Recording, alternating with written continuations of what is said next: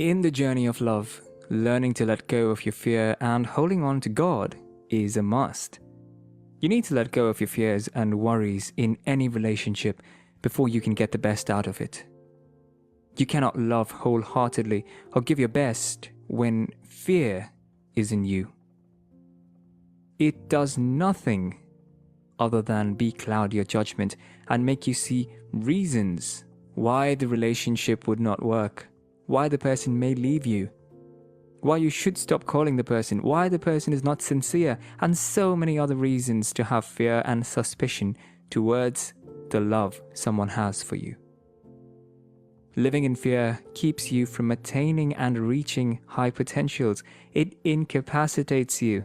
It makes you a shadow of yourself. It limits what you can receive and what you can give in any relationship.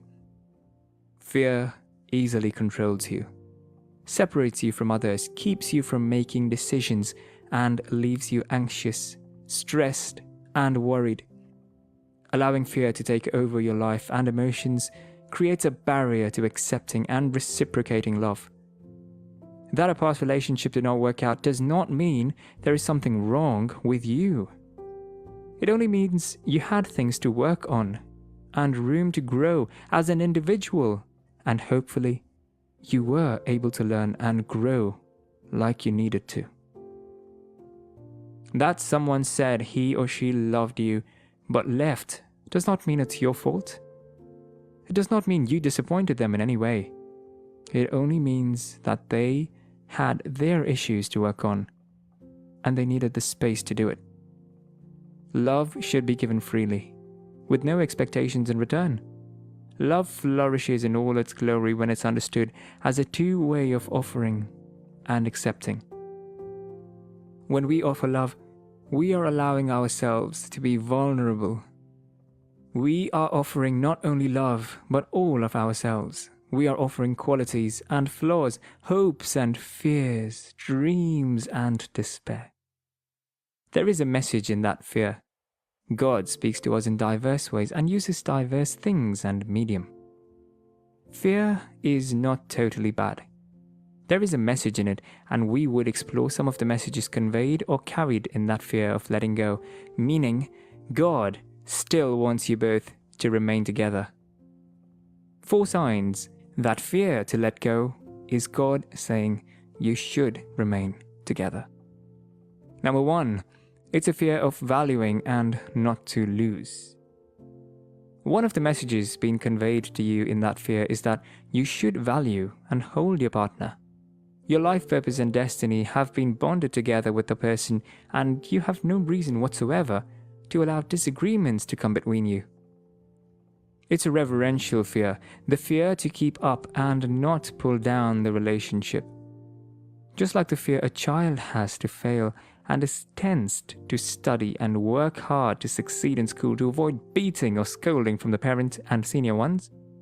This is the message the fear is conveying to you. It's a call to value your partner, to put in your best, to appreciate your partner and strive to maintain and ensure it lasts as long as possible, until death. When you have fear for a good thing, it makes you do more and do all to avoid falling victim to the consequences of that fear or what it produced. Number 2, you have been holding back so much and need to open up and accept things as they are. Another message or sign that fear is a way of telling you to stay and remain together is that you have been holding yourself so much from enjoying the relationship, which is limiting your happiness, giving you room for worry and thoughts. You need to let go of what has happened in the past failed relationship to avoid setbacks.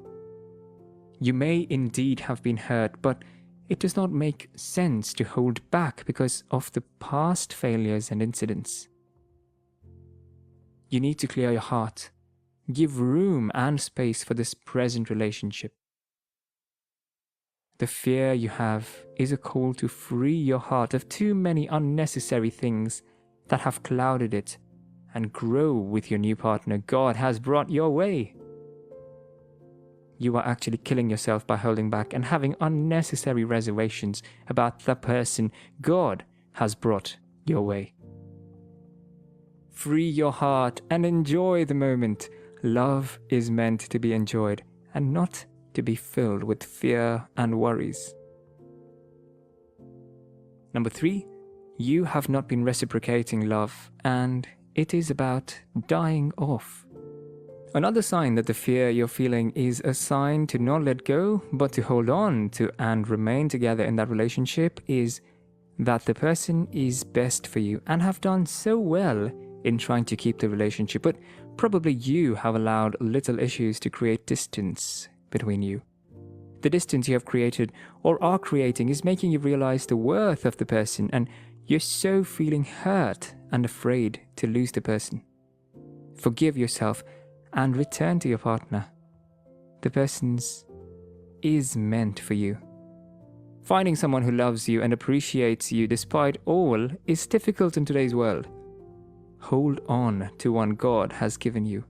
Do not allow this person to go. Work on that fear and ensure every issue is resolved. You have fed yourselves with so many lies, and they are affecting your judgment in seeing the genuine love shown to you by your partner. Every relationship has its own uniqueness. Do not compare yours to another. Do not wish your relationship is like the next person's, because you have no idea what they are going through in their relationships. You must make out your way. Forge your own relationship. Make yours what other people would admire and want. Number 4, sign of seeing yourself as inferior or unable to love well. Another sign that fear you are nursing is a message of hope to you, is that you have been feeling inferior, unable to love and be loved in return. God has brought someone your way who, despite how you see yourself, has decided to love you to the last. Take away the fear that person is going to hurt you. God did not make a mistake in bringing that person your way. The person is here because God knows your weakness and inadequacies and has brought someone that would make you better. And when you realize this, you would see the spaces that also need to be filled in the person, in the life of that person that has come to love. Nobody is complete alone. The person is here to complete you. Let go of the fear and see how you can also complete the person. Stop seeing yourself as inferior and of less value than you are. We may never know the reason why we become apprehensive or distrusting in our relationship. However, our fear of intimacy is often triggered by positive emotions, even more than negative ones. Being chosen by someone we truly care for and experiencing their loving feelings can often arouse deep-seated fears of intimacy and make it difficult to maintain a close relationship. Understand today that the real resistance to intimacy often does not come from what our partner does, but from listening to the wrong people who want to bring up the false facts. The problem is that the positive way a lover sees us often conflicts with the negative way we view ourselves. We tend to hold on to our negative notions about ourselves and are resistant to love. It then becomes difficult for us to allow the reality of being loved to affect our basic image of ourselves. We often build up a resistance to love. Do not let the fear spoil the sweetness of your relationship. Take it as a sign to love more, care more, be passionate, happy, and trust your partner more. God has given you the best partner that can love you unconditionally. Do not let that person go. Do not live in isolation. Reciprocate the love without negative thoughts or feelings. It is the best relationship and it would last forever.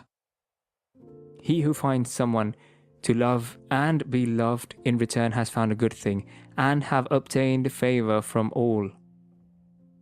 Indeed, love is hard to find and also difficult to accept and bear. The way it comes may not be how we plan or want it to be. We want to find a loving partner, but many of us have deep-seated fears of intimacy that are making it difficult to be in a close relationship. The experience of love threatens our self-defenses and raises our anxiety as we become vulnerable and open ourselves up to another person. This leads to a fear of intimacy. It's not as bad as we think.